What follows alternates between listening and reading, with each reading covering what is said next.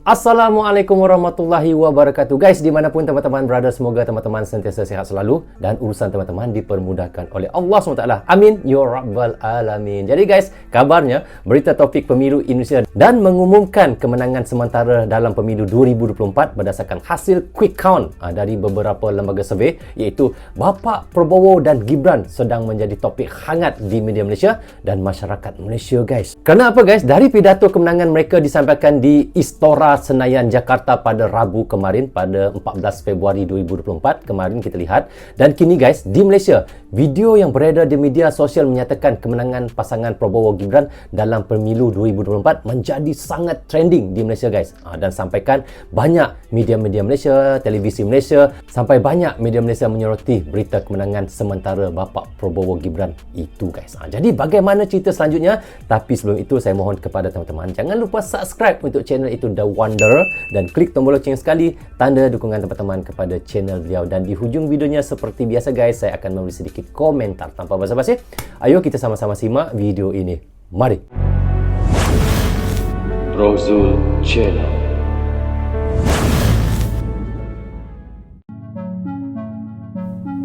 Bagaimana kita bisa bersaing dengan Indonesia?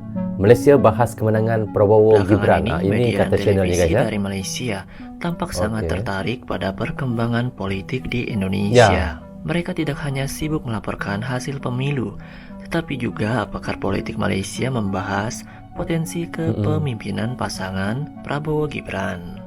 Dan hasil quick count menunjukkan kemenangan mereka sekitar 58% dengan data masuk hampir 100%.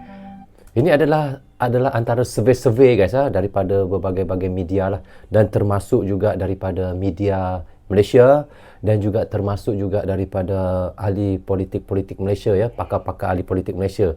Mereka melihat bagaimana katanya iaitu kemenangan sementara daripada Bapak Prabowo dan Gibran itu guys. Dan sekarang ini memang sangat trending guys, sangat trending di Malaysia.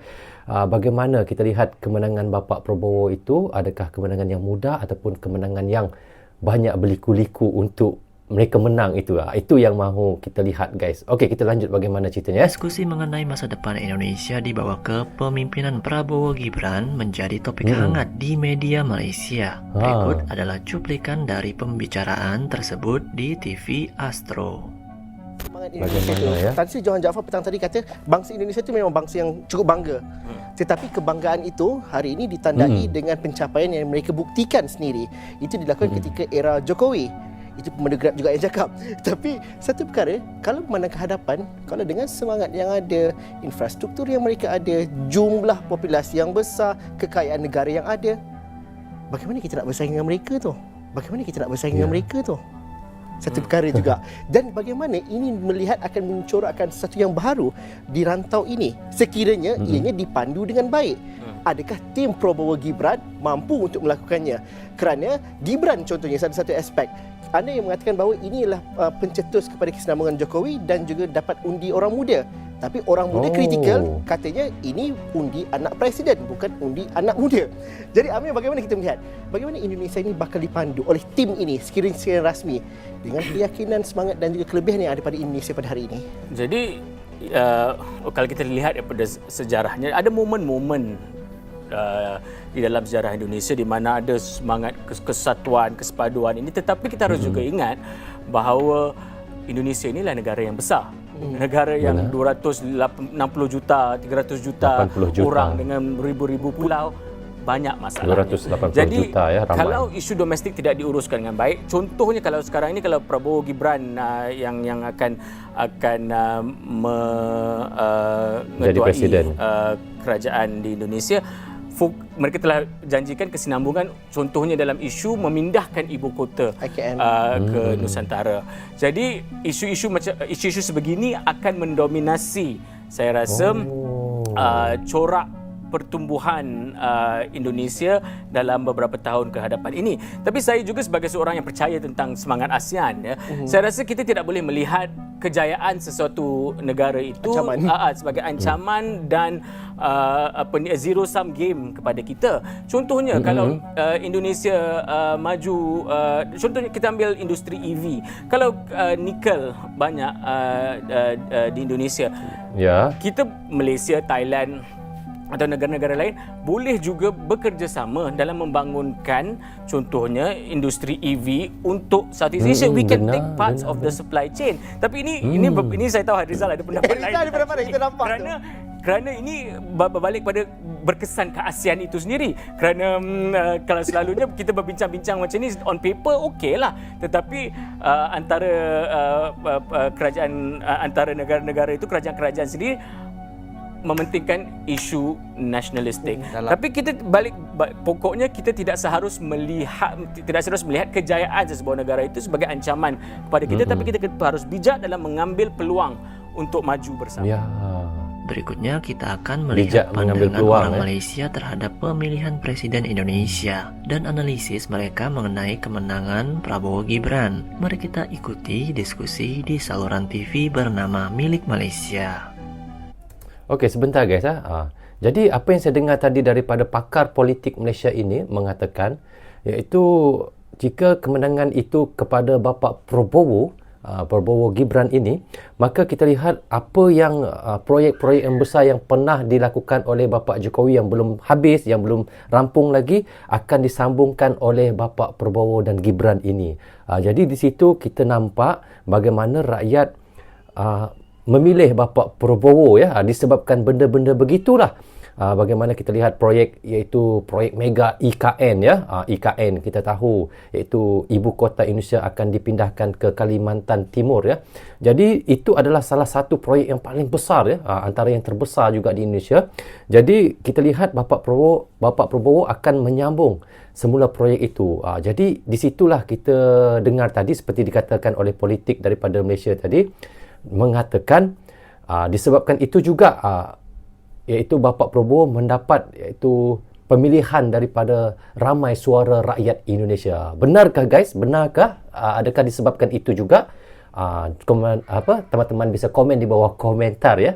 Saya pun mau tahu juga. Okey, kita lanjut, ya.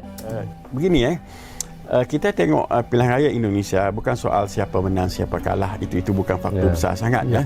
Kerana siapa pun menjadi Presiden Republik Indonesia, parti mana pun yang menang kekal menjadi jiran kita yang paling dekat dan yang paling baik. Saya fikir kerajaan kita berada dalam suasana yang begitu.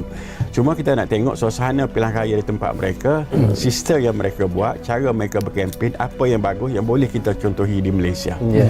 Satu perkara Pak Prabowo ini yang tidak ada pada 2019, beliau mendapat dukungan sepenuhnya daripada elit tentera. Ini tak pernah dibincangkan di mana-mana stesen TV dan media di Malaysia. Kalau 2014, 2019, walaupun beliau itu bekas Panglima Kopassus ini komando pasukan khusus, Lieutenant Jeneral Bintang 3. Tapi sebenarnya jenderal-jenderal di atas beliau tidak menyokong beliau 2014, 2019. Tetapi hari ini saya perhatikan lebih pada 90% yang tidak menyokongnya 2019 bersama beliau. Pada waktu itu kita dah bincang di kalangan ahli akademik dan intelektual yang kaji tentang Indonesia, baik di Singapura, kawan-kawan kita di Melbourne dan sebagainya. Kita mengatakan ini petanda beliau akan menang. Yang kedua adalah media. 2019 beliau tidak disokong oleh media. Tapi pada tahun ini hampir semua media bersamanya. Kenapa? Kerana pemimpin-pemimpin media itu sebahagian daripada penyokong tegarnya hari ini. Itu ya? Dan faktor yang ketiga sudah tentulah kerana endorse daripada Presiden Jokowi itu sendiri.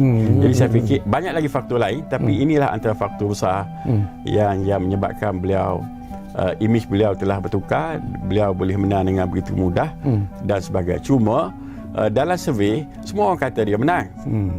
Cuma orang tak berani mengatakan sama ada beliau menang mudah atau menang dalam susah. Maksud menang mudah, menang satu putaran. Apa maksud menang satu putaran? Sistem di Indonesia sesiapa nak menang, dia mesti mendapat 50.1. 50. Oh, itu ya. Itu dia punya. Dan mana-mana survey yang dibuat, beliau dapat 46, 48, 49 dan dekat dengan minggu bertenang 10 hari bulan itu, ada 3 survey utama telah menetapkan beliau berjaya mendapat 51%. Dan ada yang belum buat keputusan dalam 11-12. Jadi tidak terkejutlah kalau keputusan itu ada pada hari ini, beliau mendahului. Dan kita perlu fahami dalam konteks Indonesia, quick count ini sebenarnya tak jauh bezanya dengan keputusan rasmi yang akan diumumkan nanti. Kalau beza pun 1 hingga 2% saja. Mengenai tentang hitung cepat atau quick count, memang benar Quick bahwa count. hasilnya tidak akan selalu berbeda dengan hasil perhitungan resmi Ya, KPU quick count, nanti ya. karena margin errornya itu sekitar 1%. Namun Prabowo Gibran didukung oleh semua media di Indonesia adalah keliru. Sebagian besar media utama Indonesia justru sangat kritis terhadap Prabowo dan Gibran. Jadi kemenangan Prabowo lebih disebabkan oleh dukungan dari Jokowi. Oleh karena itu, para pemilih dari kalangan kelas menengah bawah akhirnya mendukung Prabowo, meskipun Begitu. banyak media yang bersikap kritis. Saya mengambil pandangan yang positif oleh seorang politician yang dihormati. Saya jumpa beliau. Saya kata, kenapa jadi macam ni? Beliau mengatakan pilihan raya 2019 pecah antara kelompok merah kiri dan kelompok hijau Islam tu masih terasa. Jadi beliau mengatakan bergabungnya Prabowo yang mewakili kelompok hijau dan Jokowi yang mewakili kelompok merah, kita nak selesaikan masalah perpecahan. Itu kata beliau. Dan itu. saya boleh bersetuju dalam setengah perkara kerana kita harap kenapa Cik Syakawi dalam pilihan raya ini kita tidak dengar isu agama dibincangkan. Ya, betul. Dan ini saya tiada, fikir satu ya, kemajuan benar. yang sangat baik. Okey, barangkali ni Ya, benar-benar. Kalau saya pun lihat juga bagaimana iaitu Pak Ganjar, Pak Prabowo, Pak Anies ya, mereka berkempen, mereka berdebat pun mereka tidak ada menyentuh isu agama ya. Mereka hanya menyentuh isu-isu sendiri saja. Bagaimana kemajuan itu saja. Tidak, maknanya mereka tidak menggunakan agama untuk meraih ataupun untuk mendapatkan dukungan daripada rakyat ya. Itu yang sangat bagus guys bagi saya ya. Sangat bagus bagi saya begitu. Kita tidak mempermain-mainkan agama, kita boleh kita katakan tidak menjadi penunggang agama dan kita tidak menggunakan agama untuk meraih, untuk mendapatkan dukungan rakyat untuk memilih kita sebagai calon presiden. Itu sangat bagus sekali ya. Jujur kita berkempen, jujur kita memberi kata-kata untuk rakyat mendukung kita. Itu yang bagusnya ya. Okey. anda juga mungkin ada pandangan yang tersendiri jugalah berkaitan dengan isu ini, tapi saya nak dapat pandangan. Ada juga kabar-kabar yang dimainkan di luar sana dan kita harap ianya tidak akan menjadi kenyataan. Ialah berpolitik itu adalah sesuatu yang sehat sebenarnya kalau ia dijalankan dengan cara betul dan bersih. Benar. Tetapi ada juga kalau matlamat mereka tidak dapat dicapai, mungkin akan ada golongan-golongan tertentu yang akan melakukan demonstrasi dan sebagainya selepas keputusan pemilihan umum ini dimuktamadkan nanti. Apakah anda mencangkakan itu mungkin akan berlaku? Okey, pertama soalan daripada penonton tadi, saya ingat Dr. Azlan telah menjawab dengan tuntas dan saya ingat itu adalah jawapannya tepatlah. Saya ingat menjawab persoalan daripada pemanggil lah.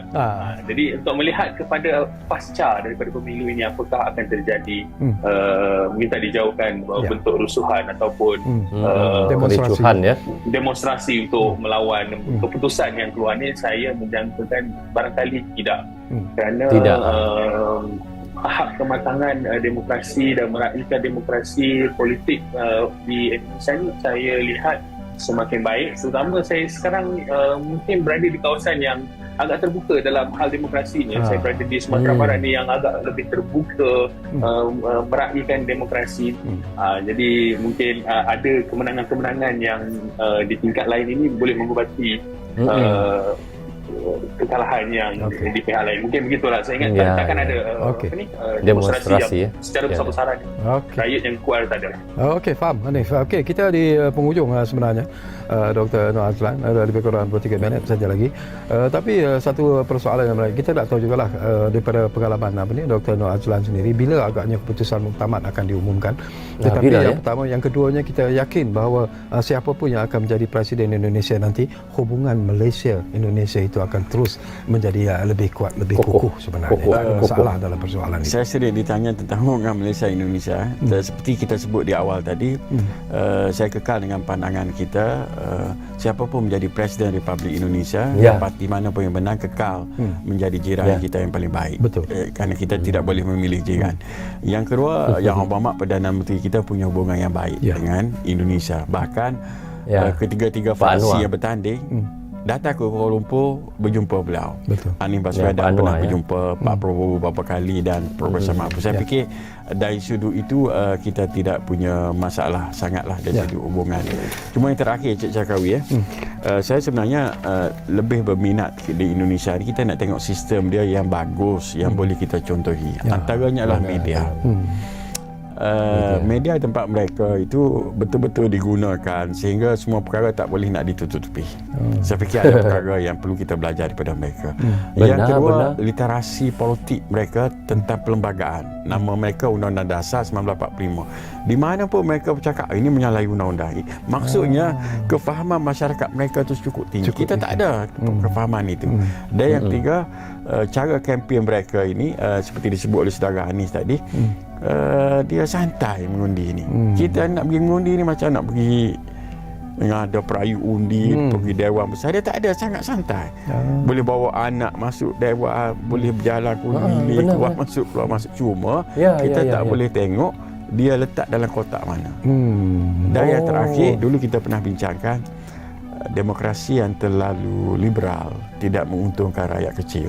Akhirnya yang menang adalah pemilik modal, orang yang punya duit. Dia beli stesen TV, sudah dia beli stesen TV, dia membuat parti. Dan inilah sedang berlaku di Indonesia hari ini. Nah, Sobat Maju, demikianlah pandangan dari ahli politik Malaysia.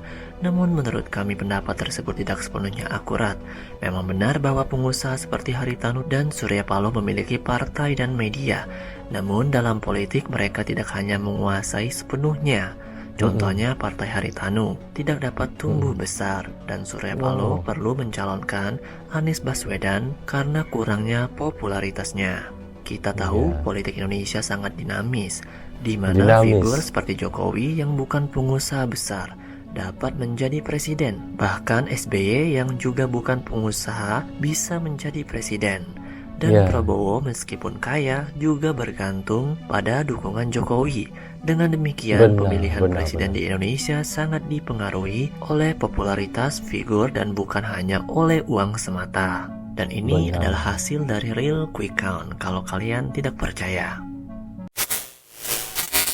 Oke guys, dari apa yang sudah kita tonton dan reaction tadi, dikabarkan tadi pasangan calon nombor urut 2 iaitu Bapak Prabowo Subianto dan Gibran Raka Buming Raka dan mengumumkan kemenangan sementara dalam pemilu 2024 berdasarkan hasil quick count dari beberapa lembaga survey lah. Dari apa yang kita tahu guys, iaitu pidato kemenangan mereka disampaikan di Istora Senayan, Jakarta pada Rabu 14 Februari 2024 kemarin. Dari apa yang saya perhatikan sendiri guys, dan kita lihat dari video tadi memang jelas di Malaysia, video yang beredar di media sosial menyatakan kemenangan pasangan Prabowo Gibran dalam pemilu 2024 yang mana calon Presiden Malaysia Prabowo Subianto dan pasangannya Gibran Raka Buming Raka memimpin dalam pengiraan tidak rasmi. Tidak rasmi lagi pada pemilihan raya 4 Februari yang lalu. Seperti yang kita lihat guys, Bapak Prabowo yang juga Menteri Pertahanan mungkin, saya ulangi lagi sekali mungkin diperkirakan akan dilantik sebagai Presiden baru negara demokrasi ketiga terbesar di dunia tanpa perlu menghadapi putaran kedua dengan pesaing yang masih belum mengakui kekalahannya. Dari apa yang kita harapkan dan saya harapkan sendiri guys, ini harapan saya juga kemenangan ini diharapkan dapat menjadi kemenangan bagi semua rakyat Indonesia, yang mana kita lihat Pak Prabowo berkomitmen untuk membentuk pemerintahan yang terdiri dari pemimpin terbaik, baik lelaki maupun perempuan di Indonesia ini. Dan apa yang kita harapkan juga guys, dengan bergantinya Presiden baru untuk Indonesia untuk 5 tahun akan datang, semoga hubungan Indonesia dan Malaysia akan terus erat daripada segi ekonomi dan daripada segi diplomatiknya, dan akan terus berlangsung sampai kapan ataupun sampai bila-bila, akan terus aman dan terus sukses serta akan terus bersama sampai bila-bila. Itulah yang kami harapkan di Malaysia ini, iaitu hubungan baik antara Malaysia dan Indonesia sampai bila-bila. Jadi, bagaimana pandangan teman-teman? Teman-teman bisa komen di bawah komentar ini. Rasanya, sampai di sini saja untuk reaction kita kali ini. Apapun, saya ucapkan terima kasih kepada anda yang sentiasa mendukung Brozul Channel daripada dulu hingga sekarang. Dan bagi teman-teman yang baru saja hadir, jangan lupa klik butang subscribe dan klik tombol loceng, tanda dukungan teman-teman kepada Brozul Channel. Yang baik semuanya datang daripada Allah SWT. Yang salah dan silap datangnya daripada saya sendiri. Assalamualaikum. Goodbye. Bye-bye.